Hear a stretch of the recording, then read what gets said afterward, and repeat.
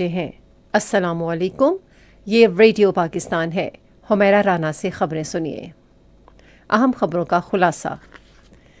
وزیراعظم نے امید ظاہر کی ہے کہ آذربائیجان کی $2 ارب کی سرمایہ کاری سے پاکستانی معیشت ترقی کرے گی۔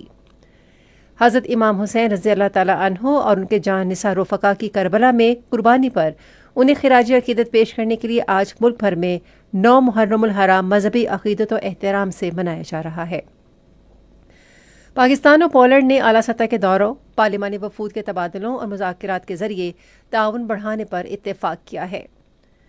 الیکشن کمیشن نے پروفیسر ساجد میر اور ثانیہ نشتر کی خالص نشستوں پر سینٹ کے ضمنی انتخابات کے شیڈول کا اعلان کر دیا ہے۔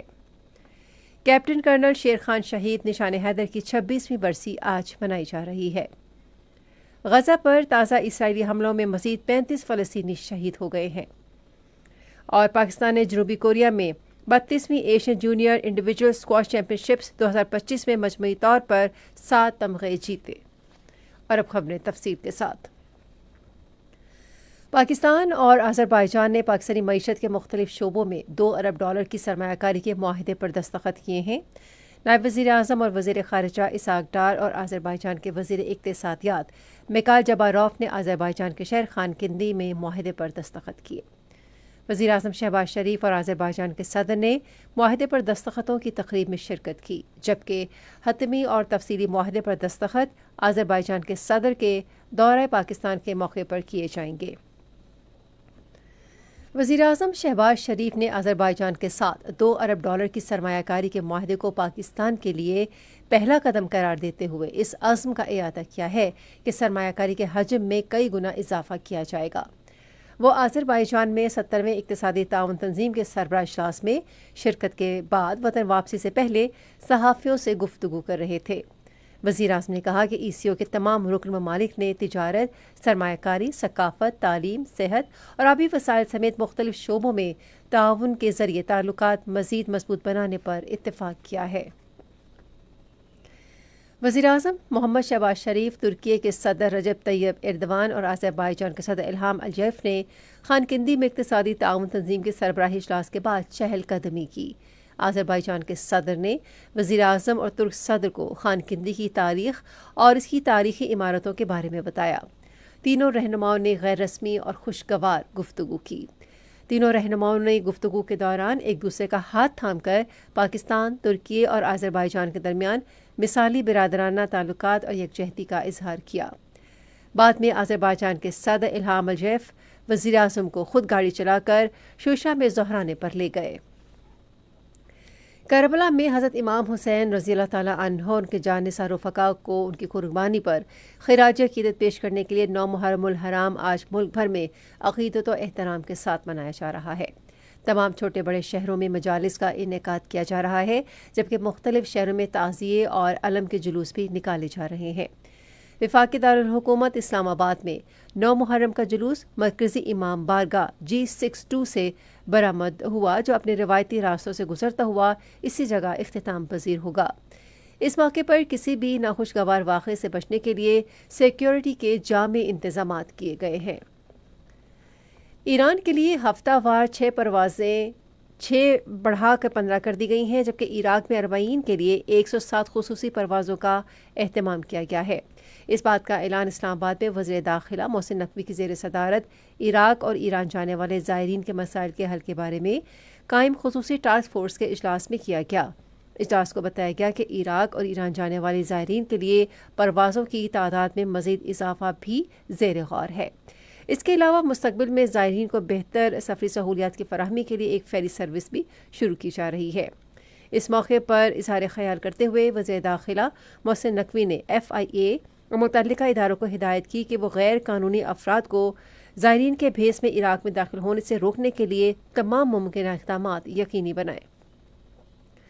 پاکستان اور پولینڈ نے اعلیٰ سطح کے دوروں، پارلیمانی وفود کے تبادلوں اور مذاکرات کے ذریعے شراکت داری بڑھانے پر اتفاق کیا ہے۔ یہ اتفاقیہ رائے وارسا میں دونوں ملکوں کے درمیان 2 طرفہ سیاسی مشاورت کے نئے دور کے موقع پر کیا گیا۔ یورپ کے لیے پاکستان کے ایڈیشنل سیکرٹری خارجہ محمد ایوب نے پاکستانی وفد کی قیادت کی۔ انہوں نے پولینڈ کے ساتھ تجارت، سرمایہ کاری، توانائی، سلامتی و دفاعی تعاون، سائنس اور ٹیکنالوجی، زراعت، نقل مکانی اور اعلیٰ تعلیم سمیت مختلف شعبوں میں تعلقات مزید مضبوط بنانے کے عزم کا اعادہ کیا۔ ملاقات میں جنوبی ایشیا، مشرق وسطیٰ اور یورپ کی موجودہ صورتحال سمیت باہمی دلچسپی کے علاقائی اور عالمی امور پر تفصیلی تبادلہ خیال کیا گیا۔ دونوں وفود میں اہم امور پر ہم آہنگی پائی گئی اور انہوں نے اقوام متحدہ سمیت کثیر جہتی فورمز پر تعاون جاری رکھنے پر اتفاق کیا۔ یہ خبریں آپ ریڈیو پاکستان سے سن رہے ہیں۔ الیکشن کمیشن نے سینٹ میں پروفیسر ساجد میر اور ثانیہ نشتر کی خالی نشستوں پر ضمنی انتخابات کے شیڈول کا اعلان کر دیا ہے۔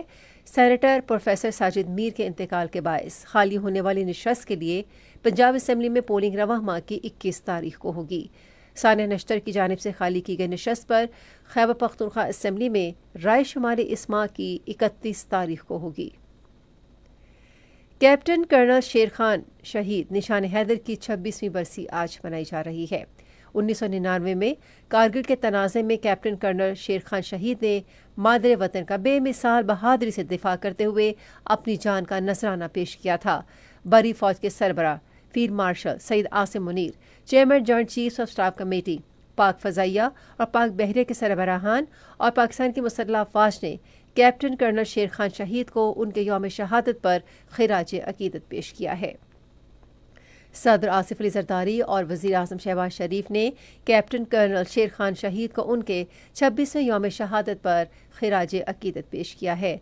صدر آصف علی زرداری نے کہا کہ ان کی قربانی ہماری قومی تاریخ کا روشن باب ہے جسے ہمیشہ یاد رکھا جائے گا۔ وزیر اعظم شہباز شریف نے اپنے بیان میں کہا کہ کرنل شیر خان نے کارگل کے محاذ پر ایسی بے مثال بہادری، جرأت اور حوصلہ مندی کا مظاہرہ کیا کہ دشمن بھی اسے تسلیم کیے بغیر نہ رہ سکا۔ انہوں نے کہا کہ ہم وطن کے دفاع کے لیے پاک فوج کے سپاہیوں کے غیر متزلزل عزم کو سلام پیش کرتے ہیں۔ ریڈیو پاکستان آج سپہر 4:05 پر اپنے قومی نشریاتی رابطے پر کیپٹن کرنل شیر خان شہید نشان حیدر کے یوم شہادت کے حوالے سے ایک فیچر پروگرام نشر کرے گا۔ غزہ پر اسرائیل کے تازہ حملوں میں کم از کم 35 فلسطینی شہید ہو گئے ہیں۔ غزہ پر اسرائیلی جارحیت سے اب تک 57,000 سے زیادہ فلسطینی شہید اور 1,35,000 سے زیادہ زخمی ہو چکے ہیں۔ پاکستان نے جنوبی کوریا میں 32ویں Asian junior individual squash championships 2025 میں مجموعی طور پر 7 تمغے جیتے۔ پاکستان کے بھاولپور سے تعلق رکھنے والے اسکواش کے 13 سال سے کم عمر کھلاڑی سہیل عدنان نے ایشین جونیئر اسکواش چیمپئن شپ کے 13 سال سے کم عمر لڑکوں کے فائنل میں بھارت کے ایان دھنوکا کو ہرا کر فائنل جیتا۔ سہیل عدنان نے ریڈیو پاکستان کے نمائندے سجاد پرویز سے گفتگو کرتے ہوئے پوری قوم اور پاکستان اسکواش فیڈریشن کی بھرپور حمایت پر ان کا شکریہ ادا کیا، جس کی بدولت وہ فتح سے ہمکنار ہوئے۔ پاکستان کے ایک اور کھلاڑی نعمان خان نے اپنے ہم وطن احمد ریان خلیل کو ہرا کر 15 سال سے کم عمر لڑکوں کا ٹائٹل جیت لیا۔ محکمہ موسمیات کی پیشگوئی کے مطابق آئندہ 12 گھنٹے کے دوران کشمیر، شمال مشرقی پنجاب، خطہ پوٹوہار، بالائی خیبر پختونخوا، جنوب مشرقی سندھ اور شمال مشرقی اور جنوبی بلوچستان میں کہیں کہیں تیز ہوائیں چلنے اور گرج چمک کے ساتھ بارش کا امکان ہے۔ تاہم ملک کے دیگر حصوں میں موسم زیادہ تر گرم اور مرطوب رہے گا۔ آج ریکارڈ کیا گیا بعض اہم شہروں کا درجہ حرارت: Islamabad 35 degree centigrade, Lahore 36، Karachi, Quetta, Muzaffarabad 33، Peshawar 38، Gilgit 30، مری 23، جبکہ سری نگر 32، جموں 33 اور لیہ میں 21 ڈگری سینٹی گریڈ ریکارڈ کیا گیا۔ خاص خبروں کا خلاصہ ایک بار پھر سماعت کیجیے۔ وزیراعظم نے امید ظاہر کی ہے کہ آذربائیجان کی $2 ارب کی سرمایہ کاری سے پاکستانی معیشت ترقی کرے گی۔ حضرت امام حسین رضی اللہ تعالیٰ عنہ اور ان کے جانثار رفقا کی کربلا میں قربانی پر انہیں خراج عقیدت پیش کرنے کے لیے آج ملک بھر میں 9 محرم الحرام مذہبی عقیدت و احترام سے منایا جا رہا ہے۔ پاکستان اور پولینڈ نے اعلیٰ سطح کے دوروں، پارلیمانی وفود کے تبادلوں اور مذاکرات کے ذریعے تعاون بڑھانے پر اتفاق کیا ہے۔ الیکشن کمیشن نے پروفیسر ساجد میر اور ثانیہ نشتر کی خالی نشستوں پر سینٹ کے ضمنی انتخابات کے شیڈول کا اعلان کر دیا ہے۔ کیپٹن کرنل شیر خان شہید نشان حیدر کی 26ویں برسی آج منائی جا رہی ہے۔ غزہ پر تازہ اسرائیلی حملوں میں مزید 35 فلسطینی شہید ہو گئے ہیں۔ اور پاکستان نے جنوبی کوریا میں 32ویں Asian junior individual squash championships 2025 میں مجموعی طور پر 7 تمغے جیتے۔ خبریں ختم ہوئیں۔ مزید خبروں اور تجزیوں کے لیے آئیے ہماری ویب سائٹ پر radio.gov.pk اور فیس بک کے link radio Pakistan news official پر براہ راست ویڈیو اسٹریمنگ بھی ملاحظہ کیجیے۔